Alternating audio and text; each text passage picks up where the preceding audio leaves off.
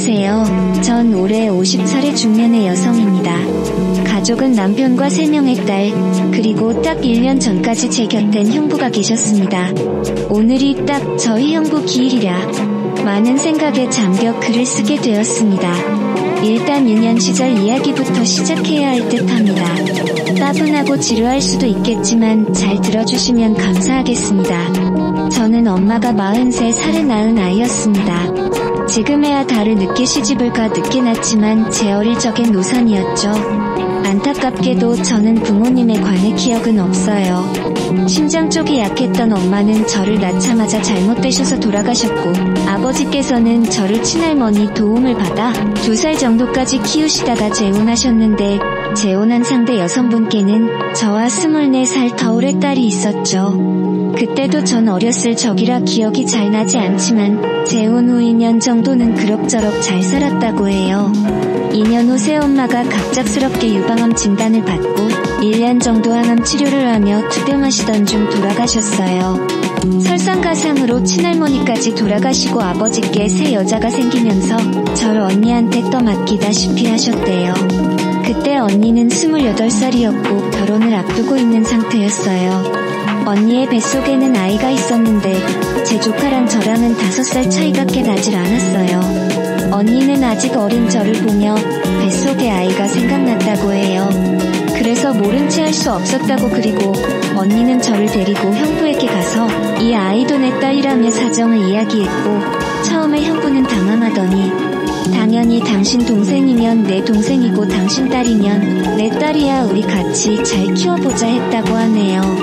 전 그렇게 언니와 함께 살게 되었고 조카와 자매처럼 같이 자라게 되었습니다. 동네 시장에서 형부와 과일 장사를 했던 저희 언니는 주변에서도 인품이 좋아 소문이 자자했고, 저에 관한 사정을 알게 된 이웃 상인분들이 젊은 사람이 참 착하다며 이것저것 반찬과 고기들을 싸주셨다고 해요. 때문에 저희 언니는 항상 장사를 마치고 집으로 올 때 한가득 먹거리를 들고 오곤 했죠. 형부와 언니가 밖에서 돈을 벌어오는 동안 저는 학교 끝나고 어린이집에서 조카를 데려와 같이 그림 그리기도 하고 인형 놀이를 하며 놀고 있으면 향긋한 과일 냄새를 풍기고 들어오던 언니가 기억이 많이 납니다. 제 조카는 저를 언니 부르며 잘 따랐어요. 언니를 닮아 예쁘고 애교도 많아서 형부의 사랑을 많이 받았죠. 아직도 조카를 쳐다보며 행복해하던 이제 다시는 볼 수 없는 형부의 미소가 잊혀지질 않네요. 전 그렇게 어린 시절을 사랑이 넘치는 언니의 가족들과 행복하게 보냈지요.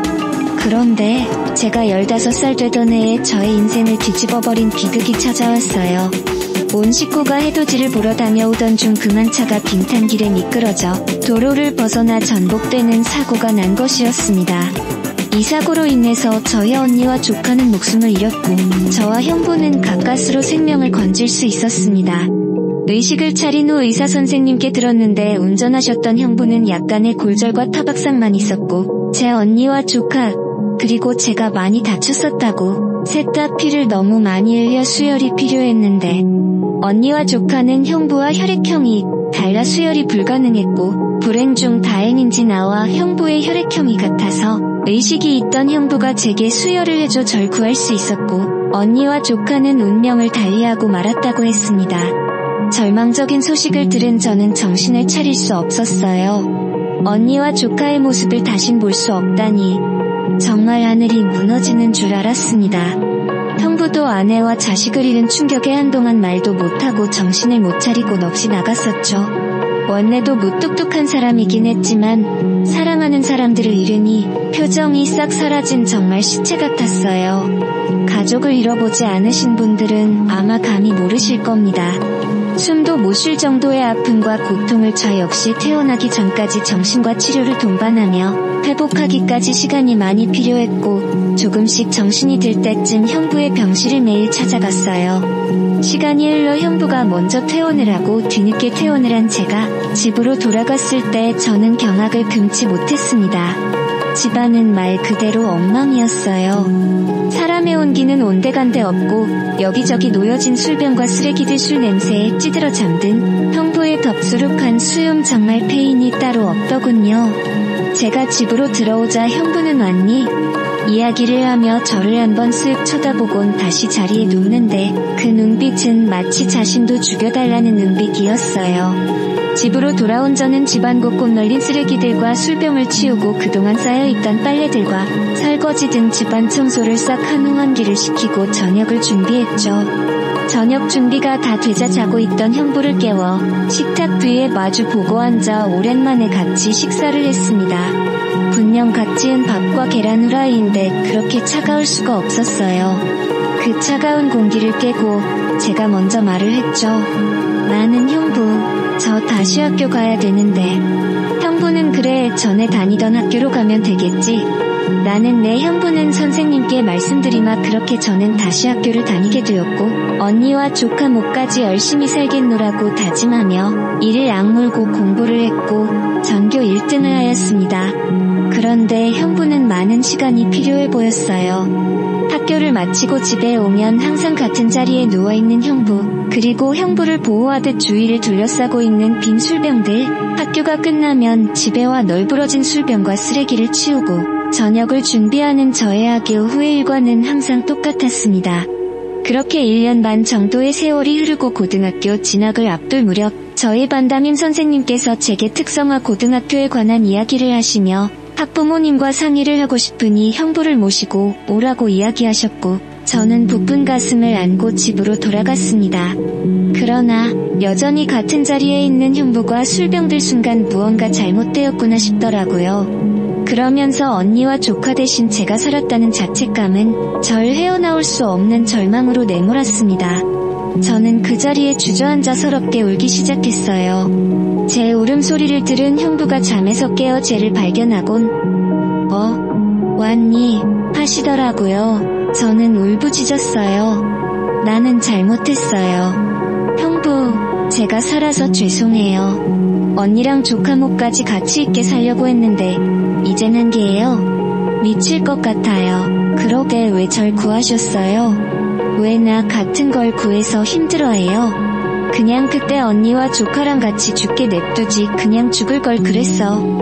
이야기하며 베란다 난간으로 올라가는 나를 보곤 형부가 달려와 뒤에서 꼭 끌어안고 말씀하셨어요. 형부는 미안하다. 얘야 내가 너무 괴로워서 그랬어. 내 와이프랑 딸 생각하면 미칠 것 같아서. 너는 이제 내 자식이나 마찬가지야. 안 해도 자식도 잃은 내게 처제인 너밖에 없어. 우리 시간이 걸리겠지만 먼저 간 내 언니랑 우리 딸 목까지 같이 잘 살자. 내가 노력하마. 저는 고개를 끄덕이며 형부와 약속을 했습니다. 하늘에서 지켜보는 언니와 조카에게 부끄럽지 않게 열심히 행복하게 잘 살아보자고요. 저는 담임 선생님의 추천을 받아 특목고에 진학했고 다른 학교보다 비쌌던 학비로 인해 형부는 밤낮으로 일을 하셔야 했습니다. 저는 낮에는 과일 장사를 하고 저녁에는 택배 일을 하시는 형부를 보며 그 고생이 헛되이 되지 않도록 피땀 흘려 공부를 했고 고생 끝에 서울대에 합격했습니다. 순간 언니의 기뻐하는 얼굴이 떠올라 너무 뿌듯하고 행복했어요. 형부는 이거 딸 하늘나라 갈 때 받았던 보험금이야. 너는 내 처제지만 내 딸이기도 해. 이걸로 내 등록금을 내주고 싶구나라며 내주시더군요. 그걸 내어주시는 그 맘을 너무나도 잘 알기에 전 차마 거절할 수 없었습니다. 전 더 이상 형부께 부담을 주지 않으려고 과외 아르바이트를 구했고 악착같이 공부해 장학금을 받아 학교를 졸업한 뒤 대학원 석사과정까지 이수할 수 있었습니다. 석사과정을 이수하고 저는 알아주는 기업의 연구원으로 취업을 하게 되었습니다. 대기업의 연구원이라 야근이 잦았으나 바쁜 와중에서도 형부를 행복하게 해드리고 싶어서 재밌는 영화도 예매해서 보고 맛있는 것도 먹으며 같이 데이트를 했습니다. 형부와 함께 시간을 보내는 것 자체가 제겐 기쁨이고 행복이었으니까요. 그렇게 행복한 시간을 보내며 저는 같은 연구원 직장 선배와 인연이 되어 결혼을 하게 되었고 형부에게 소개 자리를 마련했습니다. 형부는 말수는 많지 않지만 따뜻하고 듬직한 사람이라고 좋아하며 기뻐하셨습니다. 그리고 제 상견례 전날 형부가 제게 할 말이 있다며 부르셨어요. 형부는 이거 내 언니 보험금이야. 혼수 준비할 때 보태렴. 나는 형부, 이건 받을 수 없어요. 제 언니 목숨값을 제가 어떻게, 이 돈까지 받으면 제가 어떻게 살아요. 형부는 내 언니였어도 이렇게 했을 거야. 그리고 한 가지 부탁이 있다. 내 결혼식 날 신부 입장할 때 네 손을 내가 잡아도 되겠니? 그래야 하늘에 있는 내 언니도 편하게 눈을 감을 거야. 저는 형부의 말에 눈물을 흘리며 너무 감사하다고, 사랑한다고 형부를 꼭 안아드렸어요. 그렇게 저는 형부의 손을 잡고 모두의 축복 속에 결혼을 했고, 남편과 상의 끝에 서울 끝자락 동네에 2층짜리 주택을 마련해 형부를 모시고 살게 되었죠. 쉽지 않은 결정이었을 텐데 지금도 남편에게 참 감사하네요. 저는 이렇게 사랑하는 두 남자와 살며 첫째 딸을 낳고 딸의 애교에 항상 집안에는 웃음이 돌며 끝나지 않을 것 같은 행복을 누리고 있었어요. 하지만 3년 후 저희 가족에게는 다시 한번 불행이 찾아왔습니다.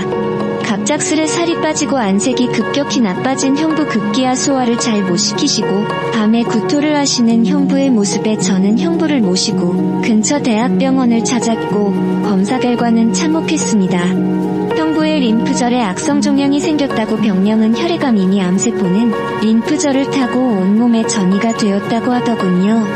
이제 좀 자리를 잡아서 조금은 남들처럼 대단한 행복이 아닌 평범하고 소소한 행복을 누리며 살아가려는데 이게 우리에겐 이렇게 어렵다니 이토록 원통하고 이보다 하늘이 원망스러울 순 없었습니다. 저는 애써 웃으며 형부에게 요즘 의학이 많이 발달해 항암치료만 꾸준히 잘 받으면 된다고 말씀드리고는 형부를 지극정성으로 간호했습니다. 형부는 항암치료를 받으시면서 헛구역질도 하시고 머리카락도 빠져 많이 힘드셨을 텐데 옆에서 간호하는 제게 힘든 내색 한 번 하지 않으셨습니다. 그런 형부를 보며 저는 더 열심히 형부를 간호했고 일과 육아를 병행하던 탓에 무리를 했는지 그만 연구실에서 실신을 하였습니다. 눈을 떠보니 새하얀 병실. 과로를 했구나 생각하며 일어나려는데 의사가 한 말은 뜻밖이었습니다. 의사는 축하드려요. 임신입니다. 임신 12주 되셨고요. 쌍둥이네요. 충분한 휴식과 영양분 섭취하셔야 합니다. 뱃속에 있는 아이들에겐 미안했지만 저는 너무 혼란스러웠어요. 하필 지금 이 상황에 임신이라니 마냥 기뻐할 수 없는 이 현실에 가슴이 먹먹해 눈물만 흘렸죠. 저는 이 사실을 형부에게 말할 수 없었기에 남편에게 뱃속에 있는 아이들을 지우자고 이야기를 했어요. 남편은 그저 말없이 눈물만 흘렸죠. 그리고 다음 날 저녁 형부의 항암 치료가 있는 날이라 저는 퇴근을 하고 죽을 사 병원으로 형부를 보러 갔어요. 형부는 많이 수척했지만 환한 미소로 저를 반겨주셨고 저는 형부 식사 아직 안 하셨죠? 갓 싸온 따끈따끈한 죽과 반찬거리를 꺼내기 시작했어요. 그런데 형부가 제 앞에 아기 베네쩌고리를 내놓으시는 게 아니겠어요? 저는 너무 놀라 형부를 쳐다보았습니다. 형부는 내 남편 시켜서 샀다 아직 둘 다 성별을 몰라서 하얀색으로 샀는데 마음에 들지 모르겠구나. 저는 죄스러운 마음에 울먹이며 나는 형부 미안해요 라고 했습니다. 형부는 내가 왜 미안해?